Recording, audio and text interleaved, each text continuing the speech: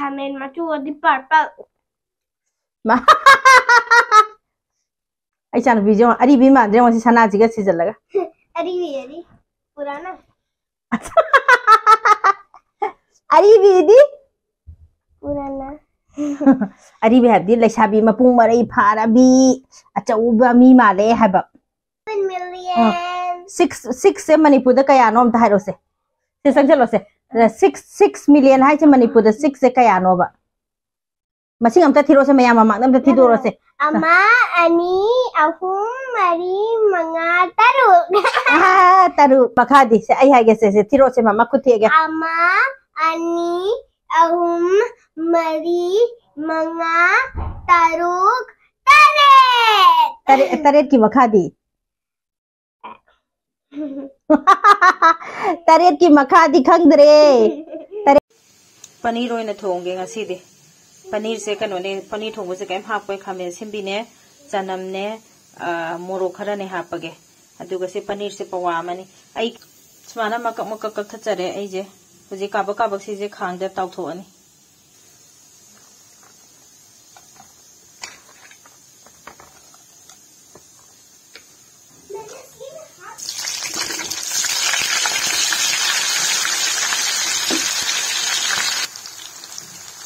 सुमाना काबा काबा कनो तौबीबा ताउथोपीबा कनोदी अदुम इचम चमना अदुम कनो तौरगा ताउदबिदा अदुम हापसु अदुम याइको अदुना खतन पेट पेट लाउगा हाउबा खरा वाटलेबा सि नत्तेब ओटपसु सिगे मुनजला अबदे सुमा तौगाना हंगाम मरु खथादजगे आसुबा फदिगो मरु असुबा मोरो पाउडर खरा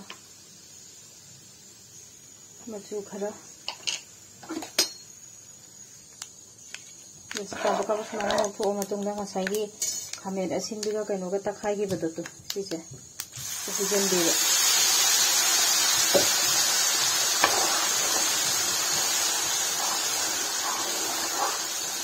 फजना ngौबीरानि सेमु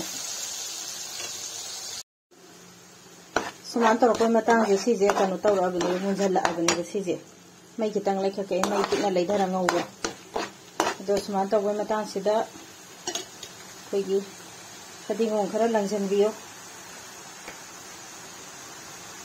कुटना कुटना सोरगा दुगा माना फजना ngौबीबा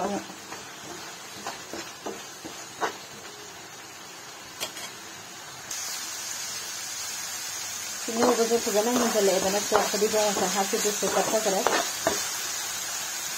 दुगा अजवाइन मरु खितंग खादे जागे सिना बहरो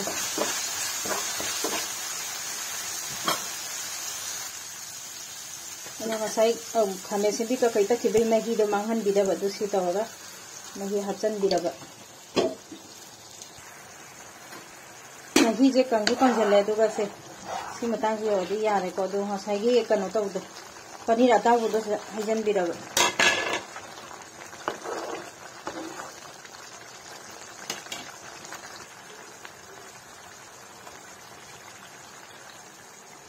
सी खितंग हापसगे से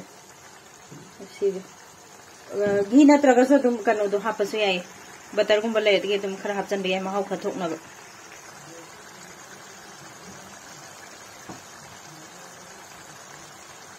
चमच अमा हापचरगे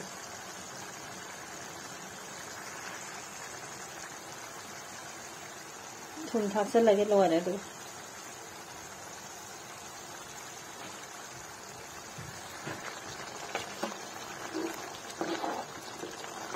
लोरे paneer थोंगा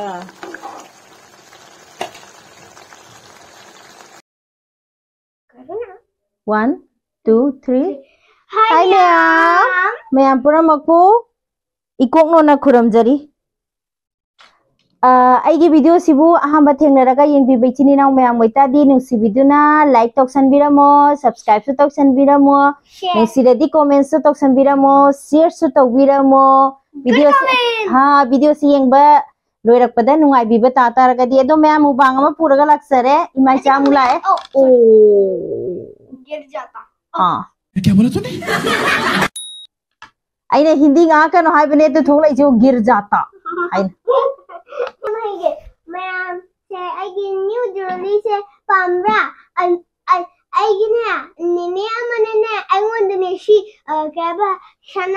shana amaga necklace amaga pire ado aina khanba mubangda shana ga necklace ka yaudani na adugi aina shana di sida lere necklace di sida makhada mayam se ngasigi matheda kano leijare pani romba leijare adegi sida aina ngasai thongjagiba paneer thongbado yerum atawba leijare phutlaga tawba isanu pina table kaure adegi sida ka thabi khara leijare adegi puri ju yaure chana khara krem launa tawraga leibasu leire adegi si muli habra kariba white carrot habra acha mama di khangde white carrot ka da koi khangja lakcha de झूठ बोलो बार बार झूठ बोलो nang maming khangre de white carrot adum ko acha kobi maru ka bido duni ado mayam isanu pijenga si yerum pijara roige kaino haidi kaino magi ya manung da na ba ma leye bako ado ya manung da na ba ma ley bido aduduna ma se kaino adi isa gumba sagala aga na gani haibagi ko ma se se pizza hai gono na hai bako aduduna ma yerum pijara roi magi paneer phajan thongbire puri ju yaure tan adegi ngapu makak se ena phanam tawne ma sa thokwa lore adudi mayam aina video hawding da ping tawbase mayam na haye ise nang ping do yam sangmale chabagi mubang oina khara sanghalo ping da tension lo haye duna ngasi ping tension lam ichana be ma ijang asam thang to khare asa ai degi chaba hawrabani ma mamida kano paneer hapagi se lay sida lai gi cha kha thajarage ai gi room de chakra thabi machet amasu thage ai gi room de su chak adege no su thare thabi macha adu sepanga moisana karo akhabi hayo thabi macha nate ona tena ngang ade kano su adudi mayam imai cha ping tawloi do su bidi sak chana ba tawrage ma kukumbar ma thado kare papada ma aduga iromba ma maje iromba isanu pise iromba yam pambane bako pani romba ngaside paneer ne tareni ado iromba do ma khara spicy oi bagi ko ai di iromba gi instead si paneer thu oh as karora khabi khadi lire se no ba no tawdre ui ma thatpaga yade mayam lokhalage dudi hana kotlage ai ma pan iromba se ko mayam chana dabra khangde ko mamangi video da so haigi bane ai gi pan iromba se ko ai kaino ina tawe ba ai pan iromba se soibum khara hapo bu samti haw bane mayam soibum hapaga irol amta sari yengse mayam na she try to riga yung view yam hawni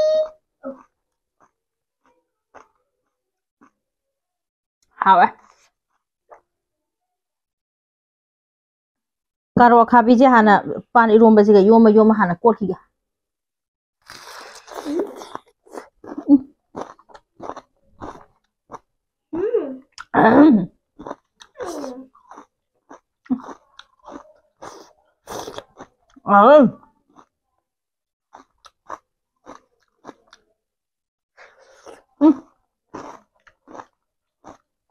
khoan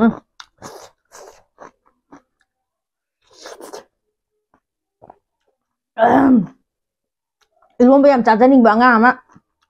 mayam nang ja chaphat pa dagi chaw phang da hana pani do lodau na pani do lodara charo nang da hapchalaga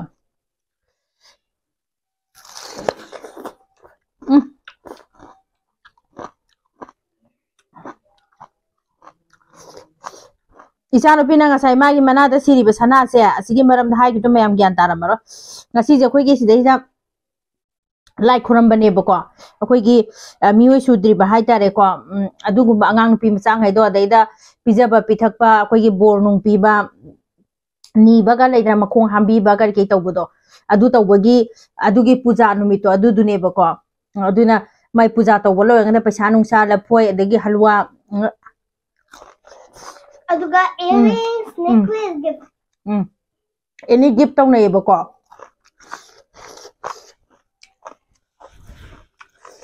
adugi gift तो अदुनी मा हाय जंग साइ हाय जे अदुनी मा हाय बा video call का तौर रही ने एंगोंदा माना ए ड्यूटी तो गादा अदु मा हाय ने ममा होरे मुबांग तो बदai सी लिक्स के सना जी के सिदोनी लेसाबी री बा मानद्रो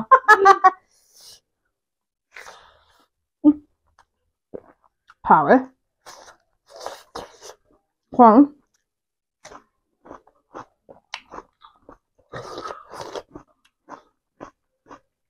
रियम जो फोटो ताऊ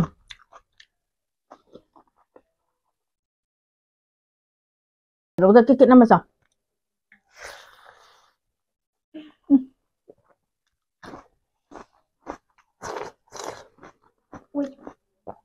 तना का जाओ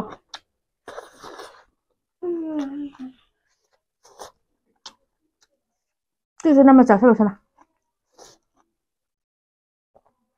इसा से मकुना साक्षा जब मैम हाइजरबने माना मुबांग पुथो मयामना इसा नुपी की दमकता नुसीबा मयाम कमेंट्स तौबिरपुद हानिया लाइतना थागतचरी हायोमता सना दादा कका अदे चेचे अदगी मयाम मही तो तोलोने मयामना हाइरकपदो आइना थागतचरी हाइजरी अमता हायुसे नते नंग हायु हाइबा माया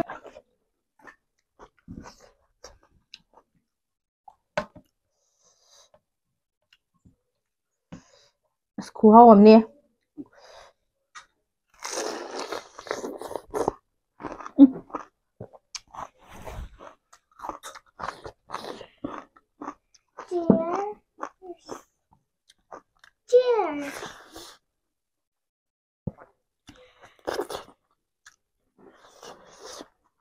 पनीर मो टेस्ट होगा हाँ पनीर तो हाउ ना हाउ है ना पनीर खतरनाक तेने हाउ दो तो हाउ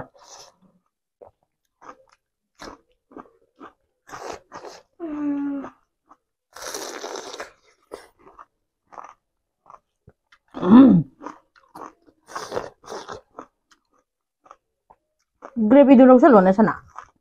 तो नम तो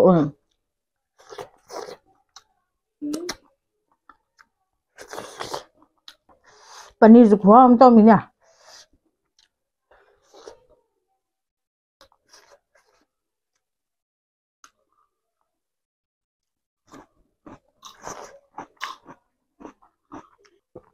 अदुदुगी मासे इरोंबा से अस याम थि पामजै मा इरोंबा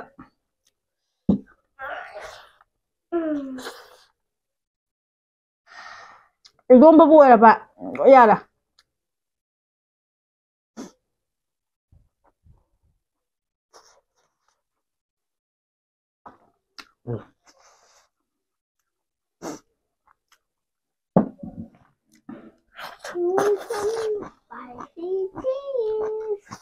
Spicy cheese.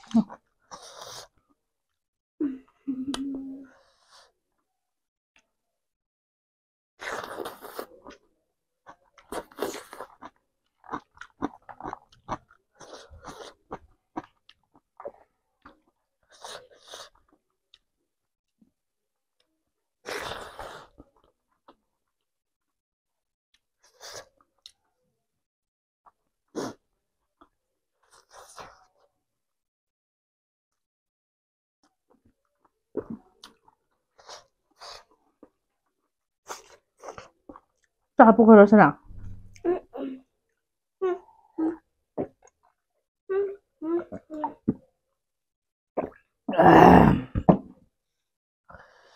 पनीर से सरमना सारा नहीं थला था मैं तो इसे सुना कर अंगांग चाव चाव समझ ओ ये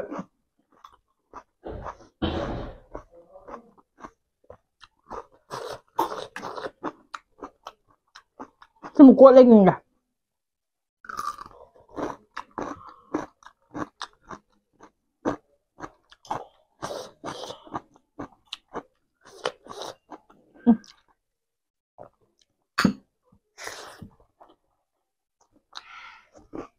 Mama quăng ăn quên mình chân quăng ăn được có tránh ra này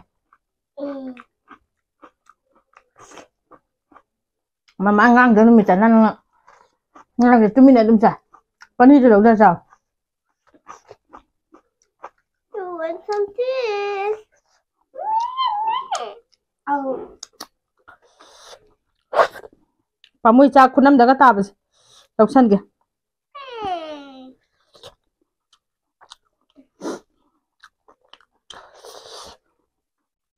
खाना किसने दिया मेरा तो खत्म था Ai na khomjan bi du di.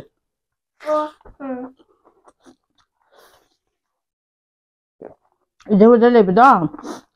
Mama khomjan ni da. Pani đâu sa ga ta so on sa.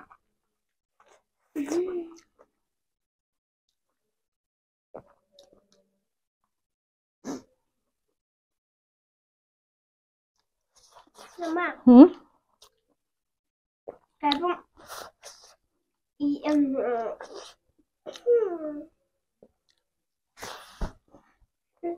cái bạn Ta ga. Kaya ni mi cha hai ta ga. Violet वो मनपुर दा कहीं को गया Kari? Violet वो मनपुर दा कहीं को गया Violet bo bu kai no. Violet color Violet color se a. viral natte violet Violet color se a. Manipur da ne. Ko mai hai du no. कोई बात नहीं उसका नाम ही बोल दो Khamen mapan.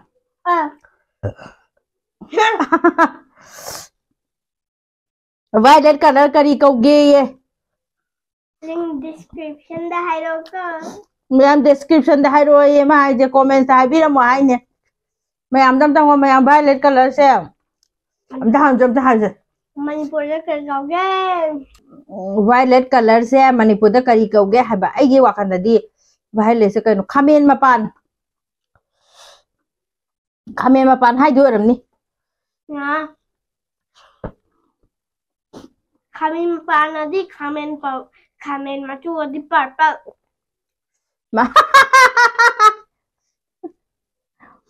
Khamen mapan na di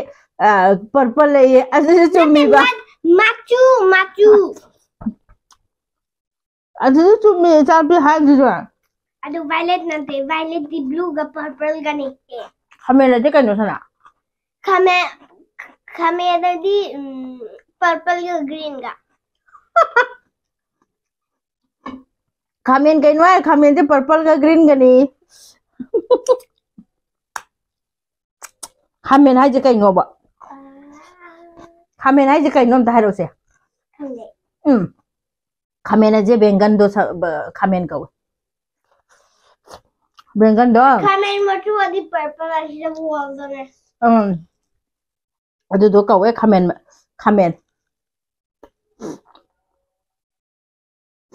orange को क्या बोलते हैं Mayam da ngom. Mayam orange color do. Kari habi ge nang su hayo ne Sinu sidra. Thai ne gi akoi gi ka no taw do akoi mati me yang kan chana nam dra ka bu ka we hai ba ka thu ka mayam na. Sak sa de da wanga ka no hai ra ngasi wanga de bi da sak sa ge na. Ai de dum khar ping taw bu je dum pam ba ni na. mayam na To ai de ping taw ba ha di sa bi je ping de thel adam to. mama mayam na ngashi haye adana mayam na haye che mubang da wangang da bida adum chale yo na haye ba adu ge ina wangang de ba Kana na hai ra inu ne icha da. natte nang da hai dai do Moina wangang ba khara ka moina ngango khatang ha haidi itei mena wangang bi ri bai se na wangang bi do khatang tap tha haidi wangang ba do khan dara ga cha brom de la sangal lon hai bene ba adu digi ai ju wangang da bi da tum cha ge na ngasi je hotna ra ga dagi aham ba da hai ba da saina injury ba physibo hai ba kaure mayam na som thet bi ro hai be ni na som thet li ji ju anh nói thật đi nè isa no pi na thet li ba na som ji ju mayam anh na nói thật đi mayam na som thet pi ro nam hai mayam ai akhoi sida swai da ne ko ok yon de ba ko oksa do ado aine chatla budi phangi ba ko ado aine chapagi di ingon da khara othoko wa le du na aina online da sum taw ba yai ba ko ado hai gerang asi humni mari ni gi matung da de ai ok thong bo sadhara adam ni natrasana ꯑꯣꯛ ꯊꯣꯡꯕ ꯆꯥꯗꯔꯛꯑꯗꯝ ꯆꯥꯗ ꯀꯨꯏꯔꯦ ꯃꯌꯥꯝꯅ ꯍꯥꯏꯖꯔ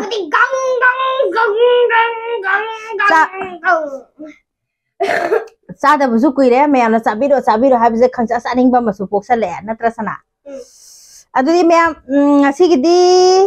ꯂꯣꯏꯖꯔꯦ ꯕꯥꯏ ꯕꯥꯏ ꯑꯩ ꯆꯥꯅꯨꯄꯤꯁꯦ ꯑꯔꯤꯕꯤ ꯃꯥꯟꯗ꯭ꯔꯦ ꯉꯁꯤ ꯁꯅꯥꯁꯤꯒ ꯁꯤꯖꯜꯂꯒ ꯑꯔꯤꯕꯤ पुराना ꯑꯔꯤꯕꯤꯗꯤ पुराना ꯑꯔꯤꯕꯤ ꯍꯥꯏꯕꯗꯤ ꯂꯩꯁꯥꯕꯤ ꯃꯄꯨꯡ ꯃꯔꯩ ꯐꯥꯔꯕꯤ ꯑꯆꯧꯕ ꯃꯤ ꯃꯥꯜꯂꯦ ꯍꯥꯏꯕ ꯈꯪꯕ꯭ꯔꯥ ꯑꯉꯥꯡ ꯃꯆꯥ ꯃꯥꯟꯗ꯭ꯔꯦ ꯍꯥꯏꯕ ꯃꯌꯥꯝꯗ ꯍꯥꯏꯔꯝꯃꯣꯁꯦ ꯍꯥꯏꯅꯤꯡꯕ ꯍꯥꯏꯔꯣꯁꯦ ꯀꯣꯃꯦꯟꯠ ꯇꯧꯁꯟꯕꯤꯌꯣ ꯀꯌꯥ ꯀꯌꯥ ꯌꯧꯍꯟꯕꯤꯔꯣ ꯁꯕꯁꯀ꯭राꯏꯕꯔ ꯀꯌꯥ ꯌꯧꯍꯟꯕꯒꯤ ꯍꯥꯏꯒꯗꯕ 7 million Oh wow 7 million Hana 6 million 6 million hojikta 7 million 6 se Manipur da kaya no amta hairose se sangjalo se 6 million hai se Manipur da 6 se kaya no ba masing amta thiro se mayam ma amta thidoro se ama ani ahum mari manga taruk taruk ai taruk chahi sore ma taruk chahi sure chahi taruk chahi taruk sure chumme isa na chumme adi taruk ki matung da kari amta ma masing amta barabar amta thidoro se loisala si ama ani ahum mari manga taruk tare ko mama khuthe kese ama ani ahum mari manga taruk tare Hyderabad makhadi se ai hage se thiro se mama khuthe ge ama ani ahum mari manga taruk taret ki makhadi taret ki makhadi khangdre taret ki makhana ne se yong to somde yong to mama hairake taret ki makhana nipan mapan amada soino amada kaino dubo amada soino kaino dubo amta hayu se mama hai jai amada soino tara 10 amada soino क्या होता है 1 amaga 0 amaga adu amada soino haidro ado mayam ngasigidi ima chai gi gaphe tawba peng peng tawbasu matang ase loisandarge phige se loi chingthokdara tawso aduna ngasigidi matang asida keno tawjarage mubang je matang ase loisalage bye bye